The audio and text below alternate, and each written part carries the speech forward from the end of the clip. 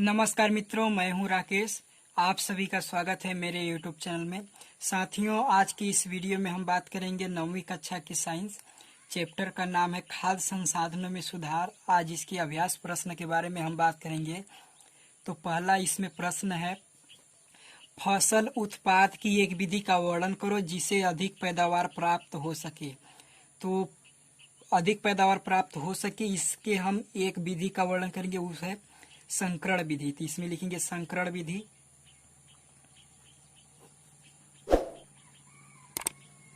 संकरण विधि, इस विधि में क्या होता है कि विभिन्न अनुवांशिक वाले जो पौधे होते हैं उनका संकरण कराया जाता है, जिससे कि उनमें पैदावार की क्षमता बढ़ जाती है। तो दूसरा क्वेश्चन है, खेतों में खाद तथा उर्वरक का उपयोग क्यों करते हैं। तो जाहिर सी बात है कि जो खेतों में खाद और उर्वरक का जो प्रयोग होता है, मिट्टी की उर्वरता को बनाए रखने के लिए किया जाता है। मिट्टी की उर्वरता को बनाए रखने के लिए किया जाता है। तीसरा क्वेश्चन है, अंतरा फसलीकरण तथा फसल चक्र के क्या लाभ हैं। पहले जान लेते हैं अंतरा फसलीकरण क्या होता है। अंतरा फसलीकरण वे होता है जो कि एक खेत में एक साथ दो या दो से अधिक फसलों को एक बार लगाया जाता है, उसे अंतरा फसलीकरण कहते हैं। और फसल चक्र उसे कहते हैं जिसे मान लीजिए एक ही खेत में एक के बाद एक अनाज बोए जाते हैं, तो उसे हम फसल चक्र कहते हैं। तो इनमें दोनों में ये लाभ होते हैं। अंतरा फसलीकरण से हम ये लाभ होती है कि मान लीजिए एक फसल नहीं होगा तो दूसरे फसल होने की आशा बनी रहती है। तो इसमें फसलों की नष्ट होने की संभावना कम होती है। और फसल चक्र में हमें इससे यह लाभ होता है कि एक साल में दो या दो से मान लीजिए 3 फसल का अच्छा उत्पादन हम कर लेते हैं। चौथा क्वेश्चन है, अनुवांशिक फेरबदल क्या है। तो देखिए, अनुवांशिक फेरबदल जो अच्छे गुण वाले पौधे होते हैं उनका जो जीन होता है वो दूसरे पौधों में ट्रांसफर कर दिया जाता है, यानी कि डाल दिया जाता है, उसे अनुवांशिक फेरबदल कहते हैं। और पांचवा क्वेश्चन है, देखिए, भंडार गृहों यानी कि गोदामों में अनाज की हानि कैसे होती है।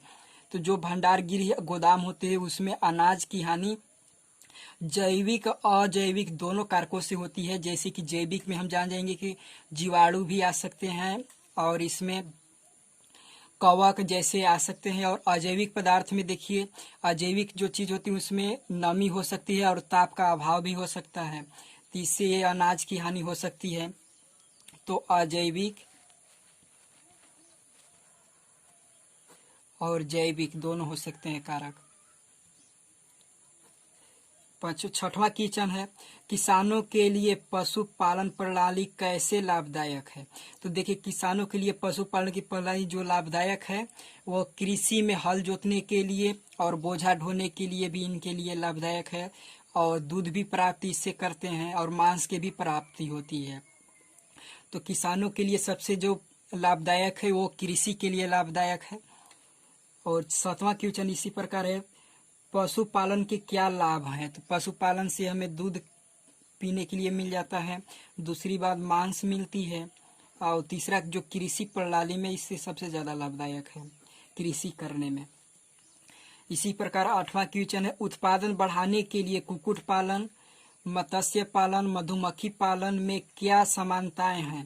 तो देखिए, किसी भी इन लोग में यदि हम उत्पादन बढ़ाने की बात कहें तो देखिए, इनमें उत्पादन बढ़ाने के लिए जो नई नस्ल की होती हैं, नई नस्ल उनका संकरण कराया जाता है, इससे उत्पादन बढ़ने की संभावना ज़्यादा हो जाती है, नई नस्ल का संकरण कराना। इस प्रकार ये क्वेश्चन समाप्त हुआ। तो बस आज के लिए इतना ही, मिलते हैं नेक्स्ट वीडियो में।